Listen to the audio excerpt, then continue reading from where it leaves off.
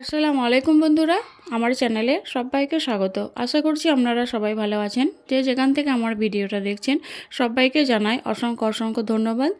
আমি আবারও চলে এলাম আপনাদের মাঝে আর একটা দুর্দান্ত স্বাদের রেসিপি নিয়ে।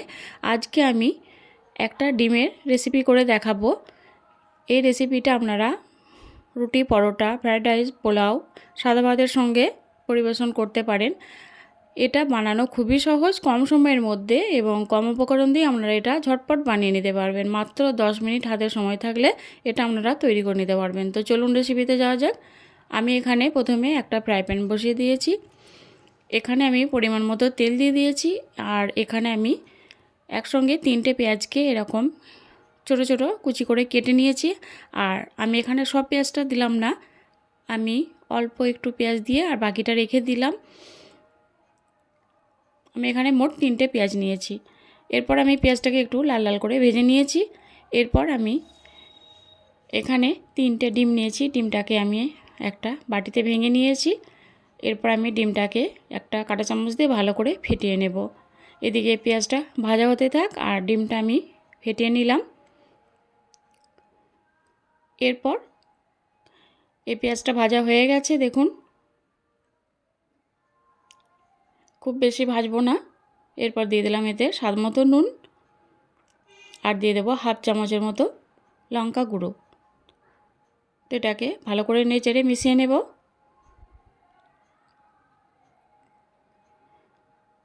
তো পেঁয়াজটা আমার নরম হয়ে গেছে।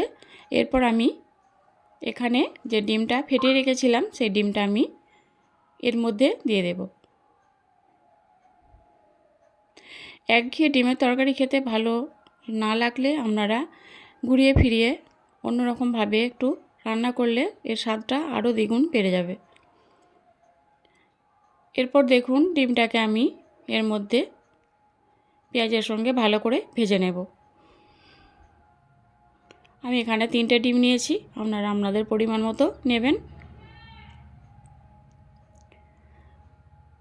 ডিমটাকে খুব বেশি ভাজবো না, কারণ এটা আবার রান্না করব,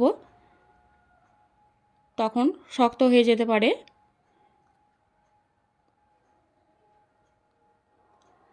তো দেখুন ডিমটা আমি এরকম যেরকম আমরা ডিমের ভুজি বানাই সেভাবে আমি তৈরি করে নিয়েছি। তো এগুলোকে আমি একটা প্লেটে তুলে নিয়েছি। এরপর আমি ওই ফ্রাই প্যানের মধ্যে দিয়ে দিলাম 3 চামচের মতো তেল। তেলটা দেওয়ার পর তেলটা খুব ভালো করে গরম করে নিয়েছি। এরপর আমি এখানে বাকি পেঁয়াজটুকু দিয়ে দিলাম। আমি এখানে মোট 3টে পেঁয়াজ কুচি করে নিয়েছিলাম।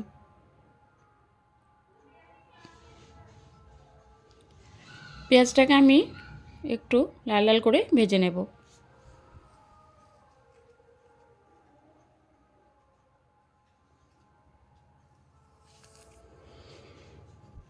পেঁয়াজটাকে আমি লাল লাল করে ভেজে নিয়েছি। এরপর আমি এখানে দিয়ে দিলাম হাফ চামচ লঙ্কা গুঁড়ো আর হাফ চামচেরও একটু কম কাশ্মীরি লঙ্কা গুঁড়ো, দিয়ে দিলাম হাফ চামচ হলুদ গুঁড়ো আর দিয়ে দিলাম হাফ চামচ ধনে গুঁড়ো, হাফ চামচ জিরে গুঁড়ো। এরপর সব মশলাগুলো আমি পেঁয়াজের সঙ্গে ভালো করে ভেজে নেব।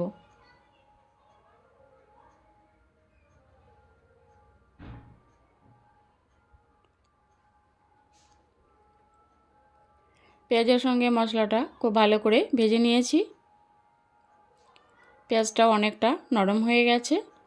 এরপর আমি এখানে দিয়ে দিলাম 1 চামচ আদা রসুনের পেস্ট। আদা রসুনটা দেওয়ার পর আমি আবারও খুব ভালো করে ভেজে নেব।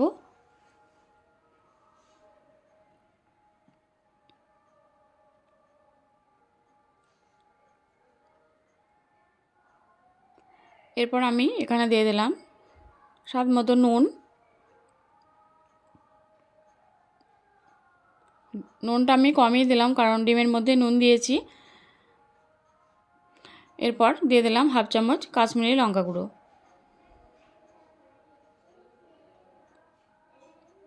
তখন অল্প একটু দিয়েছিলাম, আবারও আমি হাফ চামচ কাশ্মীরি লঙ্কা গুঁড়ো দিয়ে দিলাম। তো মশলাটাকে আমি খুব ভালো করে কষিয়ে নিয়েছি। এরপর যে ডিমটাকে আমি ভেজে তুলে রেখেছিলাম সেই ডিমটা আমি এর মধ্যে দিয়ে খুব ভালো করে কষিয়ে নেব।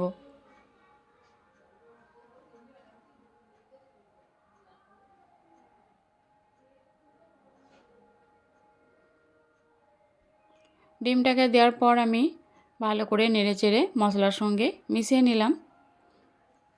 এইভাবে করে একটু ভেজে নেব। ডিমটাকে খুব বেশি ভাজার প্রয়োজন নেই, একটু কাঁচা কাঁচা অবস্থায় রাখবেন, তাহলে রান্না করার সময় শক্ত হয়ে যাবে না। এরপর আমি এখানে দিয়ে দিলাম 2 চামচের মতো টমেটো সস। আপনারা যদি সস না পছন্দ করেন তাহলে এখানে টমেটো দিতে পারেন।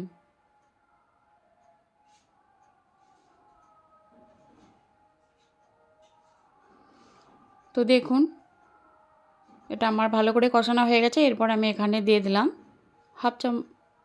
হাফ কাপের মতো গরম পানি। পানিটা অবশ্যই গরম দেবেন।